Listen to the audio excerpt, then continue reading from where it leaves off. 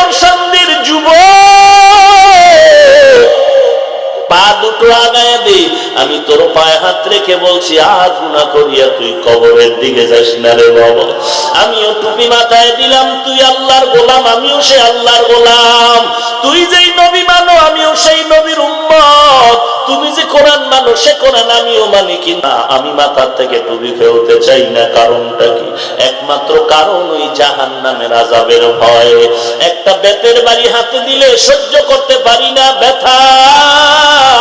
আর নবী বলেন গুনাহগার হয়ে যদি কবরে যাও, ওই কবরের দুই পার্শ্বের মাটির চাপ, কবরের মাটির চাপের কারণে পাজরের হাড় চুরমার হয়ে যাবে।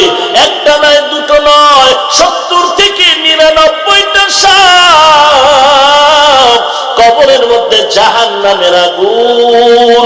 সহ্য করতে পারবি রে যুবক? জমিন থেকে 9,30,00,000 মাইল উপরে সূর্য, রাতের বেলা ছিল, রাতের বেলা নাই, দিনের বেলা ছিল, এরপরে এত ঘাম আর গরম কেন? ওই সূর্যের আগুন কি সহ্য করতে পারবি? যদি বলো না না পারবি না, পায়ে হাত রেখে বলি আর গুনাহ করিস না রে ভাই। তোমার মতো যুবক স্কুলে পড়ে নামাজ বাদ দেয় না, র্যাব আর্মি পুলিশ বিডিআরের চাকরি করে নামাজ বাদ দেয় না। তুমি আল্লাহর দরবারে চোখের পানি ছেড়ে কান্না করো, তওবা করো। আল্লাহর নবী বলেন কান্না করো, কান্না না আসলে কান্নার বাহানা করো, তাতেও সওয়াব।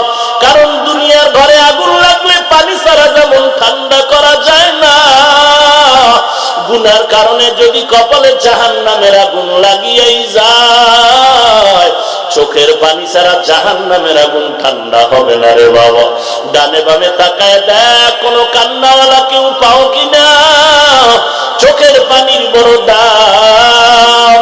ওমর এক পাহাড়ি এলাকায় গিয়ে দেখে একটা পাহাড়ের নিচে একটা জঙ্গল জঙ্গল ভাব, ঘরের পাশে আগুন জ্বলে, আগুন। কাছে আগায় দেখে এক বৃদ্ধা মহিলা বসে আছে, একটা পাত্রে পানি গরম করে, আর তার চতুর্পাশে বাচ্চাগুলো ঘুমিয়ে আছে। ওমর নজর করে দেখলেন একটা ক্ষুধার্ত বাচ্চা সজাগ হয়ে বলে আম্মু খানা দাও। মা বলে খানা রেডি হচ্ছে, অপেক্ষা কর। আবার বাচ্চা কান্না করে করে ঘুমায় গেল। ওমর সালাম দিলেন, মহিলা বলে কে তুমি? বলে আমি এক যুবক সন্তান আসছি। কি ব্যাপার? বলে আসছি কোন উপকারে যদি আসতে পারি এই জন্য আসলাম। আমি যে ওমর এই পরিচয়টা গোপন রাখলেন মহিলার কাছে। মহিলা ডাক দিয়া কয় ভাই তোমার কাছে একটা আমার নালিশ আছে, আমার মনে একটা ব্যথা আছে। আমার দেশে নাকি ওমর নামের এক ব্যক্তি দেশ পরিচালনা করে। দুনিয়াতে পারি তো পারি, না হয় কিয়ামতের ময়দান আমি আল্লাহর আদালতে বিচার দায়ের করব। ওমর ডাক দিয়া কয় কেন? বলে তাকায় দেখো এই বাচ্চাগুলো একদিন দুদিন না খায় না খায়া মাটিতে পড়ে আছে, আমার পেটেও খানা নাই। আমি বাচ্চাদের ধোকা দিতেছি এই পাতিলার মধ্যে, এই পাত্রের মধ্যে পানি গরম করি, আর বলি খানা ছেড়ে নিব। আল্লাহর বান্দা হযরত ওমর মহিলাকে বলেন একটু দাঁড়ান, আমি দেখতেছি কিছু করা যায়। এই মহিলা জানে না ওমর তার সামনে দাঁড়ানো। এর নাম তাকওয়া, এর নাম হলো আল্লাহর আযাবের ভয়। ওমর দৌড়াইয়া চলে গেলেন বাইতুল মাল, অর্থ মন্ত্রণালয়ে। ওমর গিয়ে একটা আটার বস্তা রেডি করলেন, সাথে মাত্র একজন গোলাম আসলাম ছাড়া কেউ নাই। ওমর আটার বস্তা রেডি করে বলে আসলাম আমার মাথায় তুলে দে। আসলাম বলেন খলিফাতুল মুসলিমিন, আপনার মাথায় বস্তা দিবে তা কেমন হয়? ওমর বলে তুই কি চাও আমি মাওলার দরবারে আসামির কাঠগড়ায় দাঁড়াইতে চাই? না না চাই না। কত তাড়াতাড়ি আমার দায়িত্ব পালন করার সুযোগ দে। এবার আসলাম নিরুপায় হয়ে খলিফাতুল মুসলিমিনের মাথায় আটার বস্তা তুলে দিলেন। এমনি কি দিন এই পর্যন্ত আসছে? কাসেম নানা তবির ইতিহাস। টাকা নাই, খানা নাই, ওই ট্রেনে ছাত্র যায় মাদ্রাসায় পড়তে, উনি কুলি হইয়া দিন মজুর হয়ে গিয়া ছাত্রের গাট্টিটা নিয়া এরপরে মাদ্রাসায় আগায় যায়। এমনি এলেমের নূর এই পর্যন্ত আসে নাই, আল্লাহ ইখলাসের বরকতেই বাতি জ্বালায় রাখছে। হযরত ওমর এবার আটার বস্তা নিয়ে হাতে, গোলাম আসলাম পেছনে, বাড়ির কিনারে গিয়ে কয় আম্মা জান ভেতরে যান। আম্মা জান ভেতরে গেল। হযরত ওমর নিজে আটা গুলিয়ে নিজ হাতে রুটি বানানো শুরু করলেন। ওমর নিজ হাতে রুটি বানাইয়া ডাক দিয়া কয় আম্মা জান এই বাচ্চাগুলো না খায় আছে, তাড়াতাড়ি এদের রুটি দেন, আপনিও রুটি খান। আটা রেখে গেলাম, শেষ হওয়ার আগে চেষ্টা করবো আপনার খবর নিতে। এইবার ওমর বিদায় নেয়। মহিলা আল্লাহর দরবারে কয় দাঁড়াও একটু দোয়া করি তোমার জন্য। মহিলা দোয়া করেন, ও আসমানের মালিক, আমগো দেশে ক্ষমতায় ওমরের না দিয়া যদি এই বান্দারে দিতা, দেশটা বেহেশতের বাগান হয়ে যাইত। ওমর এখনো ঘটনা বলে না, নিজ পরিচয় গোপন রাইখা চলে গেলেন। যাইয়া পরের দিন জরুরি বৈঠক ডাকলেন মসজিদে নববীর মধ্যে। আর একটা বার্তাবাহক পাঠায় দিয়া বলে, যাও ওই মহিলারে খবর দাও খলিফাতুল মুসলিমিনের দরবার। মহিলার কাছে বার্তাবাহক যখন খবর নিয়ে গেল, আরে আম্মা জান খলিফাতুল মুসলিমিন আপনাকে ডেকেছেন। মহিলা ভয়ে কাঁপতেছে, গতকালকের ঘটনা যুবক বোধহয় ওমরের কয়ে দিয়েছে, আজ আমার ফাঁসি ছাড়া উপায় নাই। মহিলা অঝোর দাঁড়ায় কান্না করে, আর বাচ্চাগুলো কোলে নিয়ে জড়ায় ধরে আর বলে, দেখ মায়ের চেহারা শেষবারে দেখে রাখ, আর বোধহয় ফিরে আসবো না।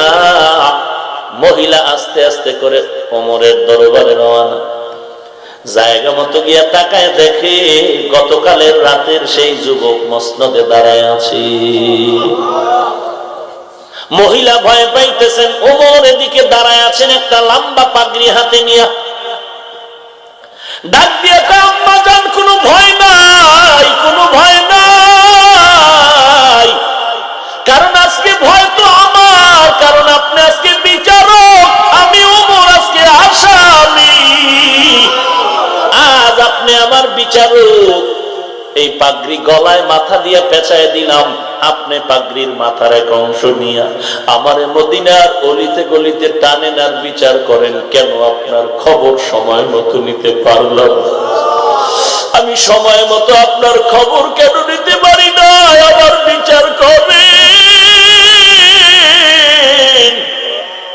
তারপরও আমি চাই দুনিয়াতে আমার বিচার হোক, কিয়ামতের দিন যেন ওই জাহান্নামের আগুনে জ্বলতে না হয়, আল্লাহর আসামির কাঠগড়ায় যেন দাঁড়াইতে না হয়, কারণ ওই কাঠগড়া বড় কঠিন। সূর্য মাথার উপরে নেমে আসবে, একটা নয় দুইটা নয় 12টা মুখ সূর্যের জমিনের দিকে ফিরে দেওয়া হবে। সূর্য মাথার উপরে যখন নেমে আসবে, গুনাহগারের মাথার মগজগুলো টাস টাস করে ফেটে যাবে। ওদিকে জাহান্নামের আওয়াজ, জাহান্নাম বলবে আল্লাহ গুনাহগার গুলো কই, সব আমার পেটের মধ্যে দাও। আমার আল্লাহ রাগান্বিত আওয়াজ দিয়ে বলবেন, অন্তাজুল এরে নরসান্দির যুবক, পা দুটো আগায় দে। আমি তোর পায়ে হাত রেখে বলছি, আর গুনাহ করিয়া তুই কবরের দিকে যাস না রে বাবা। আমিও টুপি মাথায় দিলাম, তুই আল্লাহর গোলাম, আমিও সে আল্লাহর গোলাম। তুই যেই নবী মানো, আমিও সেই নবীর উম্মত। তুমি যে কোরআন মানো, সে কোরআন আমিও মানি। কিনা আমি মাথার থেকে টুপি ফেলতে চাই না। কারণটা কি? একমাত্র কারণ ওই জাহান্নামের আযাবের ভয়। একটা বেতের বাড়ি হাতে দিলে সহ্য করতে পারি না ব্যথা। আর নবী বলেন, গুনাহগার হয়ে যদি কবরে যাও, ওই কবরের দুই পার্শ্বের মাটির চাপ, কবরের মাটির চাপের কারণে পাজরের হাড় চুরমার হয়ে যাবে। একটা নয় দুটো নয়, 70 থেকে 99টা সাপ কবরের মধ্যে জাহান্নামের আগুন সহ্য করতে পারবি রে যুবক? জমিন থেকে 9,30,00,000 মাইল উপরে সূর্য, রাতের বেলা ছিল, রাতের বেলা নাই, দিনের বেলা ছিল, এরপরে এত ঘাম আর গরম কেন? ওই সূর্যের আগুন কি সহ্য করতে পারবি? যদি বলো না, না পারবি না, পায়ে হাত রেখে বলি আর গুনাহ করিস না রে ভাই। তোমার মতো যুবক স্কুলে পড়ে নামাজ বাদ দেয় না, র্যাব আর্মি পুলিশ বিডিআর এর চাকরি করে নামাজ বাদ দেয় না, তুমি আল্লাহর দরবারে চোখের পানি ছেড়ে কান্না করো, তওবা করো। আল্লাহর নবী বলেন কান্না করো, কান্না না আসলে কান্নার বাহানা করো, তাতেও সওয়াব। কারণ দুনিয়ার ঘরে আগুন লাগলে পানি ছাড়া যেমন ঠান্ডা করা যায় না, গুনার কারণে যদি কপালে জাহান্নামের আগুন লাগিয়েই যায়, চোখের পানি ছাড়া জাহান্নামের আগুন ঠান্ডা হবে না রে বাবা। ডানে বামে তাকায় দেখ, কোনো কান্নাওয়ালা কেউ পাও কিনা? চোখের পানির বড় দাম। তোমার আমার চোখে কেন পানি নাই? গুনার কারণে দিলটা পাথরের মতো শক্ত, এই কারণে চোখের মধ্যে পানি আসে না। আল্লাহর কাছে দিলটা নরম করে বলো, আল্লাহ কান্নাওয়ালা চক্ষু দান করে দাও, কান্নাওয়ালা চক্ষু দান করো হে মালিক। কারণ কবরের মধ্যে জাহান্নামের আগুন চোখের পানি ছাড়া ঠান্ডা করা যাবে না। আল্লাহর ভয় অন্তরে ঢুকাও আর কান্না করো। আর আল্লাহওয়ালা যারা তাদের বন্ধু হয় দোয়া নাও, জীবনে তওবা করো, যা অন্যায় করেছো আর জীবনে কোনোদিন গুনাহ করবা না, মা বাবাকে কষ্ট দিবা না। ও পর্দার আড়ালের মা, আল্লাহর ভয় অন্তরে ঢুকাইয়া তওবা করে নাও। ওরে মা, তুমি তো সাধারণ মা না, তুমি হাফেজে কোরআনের মা, তুমি আলেমদের মা, তুমি খাজা মুঈনুদ্দিনের মায়ের মতো মা, বড় পীরের মায়ের মতো মা। এরে মা, মনটা কি চায় না একজন আলেমের মা হয়ে কবরে যাও, একজন হাফেজে কোরআনের মা হয়ে কবরে যাও? ওই ঢাকাতে মাদ্রাসার খেদমত করি, ছোট ছোট বাচ্চাগুলো মাঝে মাঝে দেখি আমার অফিসের সামনে দাঁড়ায় তাকায় থাকে, ওদের ডাক দিয়ে কই বাবা কি চাও? দাঁড়ায় বলে হুজুর আপনাকে দেখতেছি। বাড়ি কই? বলে কুমিল্লা। বাড়ি কই? বলে শরীয়তপুর। এইবার বলি আসছো কেমনে? কয় মা বয়ান শুনিয়ে ওয়াদা করছে আমারে মাদ্রাসায় পড়াই। আমার মাথায় হাতটা বুলাইয়া দেন, একটু দোয়া করে দেন, আল্লাহ যেন ভালো আলেম হওয়ার তৌফিক দান করে। এরে আল্লাহর বান্দা, মাদ্রাসা বন্ধ হয়ে গেল, সব ছাত্রগুলো বাড়ির মধ্যে যায়। কয়েকটা ছাত্ররে দেখি সিঁড়ির গোড়ায় বয়ে বয়ে কান্না করতেছে। জিজ্ঞাসা করলাম তোমরা কেন বাড়ি যাও না? ও কান্না করে বলে হুজুর আমার বাড়ি নাই, আমার ঘর নাই, আমি বড় ইয়াতীম, আমার মা নাই, বাবা নাই। এরে ছাত্র ভাইরা, আল্লাহর কাছে কান্না করো, চোখের পানি ছাড়া কিন্তু আমার মাওলা ইলমের দরজা খুলবে না রে বাবা। তুমি রাতারাতি বড় হইতে পারবা না, মা বাবার দোয়া নাও, উস্তাদের দোয়া নিয়ে চল, আর চোখের পানি ছাড়িয়ে আমার মাওলার কাছে কান্না কর। আর আল্লাহকে বল, আল্লাহ তুমি ইলমের দরজায় আনছো, ফিরাইয়া দিও না, খালি ফিরাইয়া দিও না রে আল্লাহ।